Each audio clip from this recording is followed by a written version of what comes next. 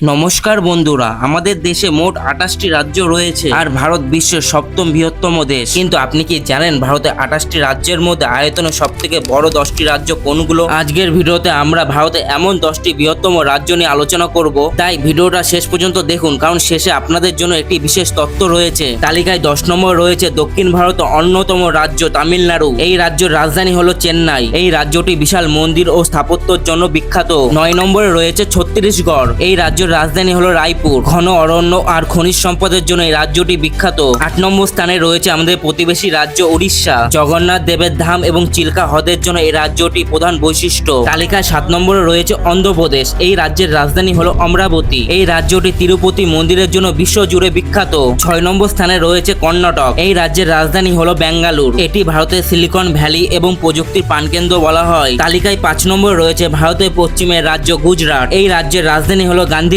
ভারতের দীর্ঘতম উপকূল রেখা এবং গিরি অরণ্য রাজ্যে অবস্থিত। 4 নম্বরে রয়েছে উত্তরপ্রদেশ। জনসংখ্যায় 1 নম্বরে হলো, আয়তনে এটি 4 নম্বরে। এই রাজধানী হলো লখনউ। এই রাজ্যটি ভারতের রাজনীতি ও ইতিহাসের জন্য গুরুত্বপূর্ণ কেন্দ্র। আয়তনে তৃতীয় বৃহত্তম রাজ্য হলো মহারাষ্ট্র। এই রাজ্যের রাজধানী হলো মুম্বাই, যা ভারতের অর্থনৈতিক রাজধানী নামে পরিচয় পায়। ভারতের আয়তনে 2 নম্বরে রয়েছে মধ্যপ্রদেশ। এই রাজ্যটি বিশাল বনভূমি এবং বাঘেদের জন্য বিশাল বিখ্যাত। 1 নম্বর স্থানে আছে ভারতের সবথেকে বড় রাজ্য রাজস্থান। এই রাজ্যের রাজধানী হলো জয়পুর, যাকে গোলাপী শহর বলা হয়। 3,42,000 বর্গ কিলোমিটার এই এলাকা। এই রাজ্যটি বীর রাজপুত্র ইতিহাস ও বিশাল মরুভূমি এবং রাজপ্রাসাদের জন্য বিখ্যাত। বন্ধুরা, এই ছিল ভারতের 10টি বৃহত্তম রাজ্য। আপনার প্রিয় রাজ্য কোনটি কমেন্টে অবশ্যই লিখবেন। ভিডিওটি ভালো লাগলে লাইক করুন। আমাদের চ্যানেলটি সাবস্ক্রাইব করতে ভুলবেন না। ধন্যবাদ।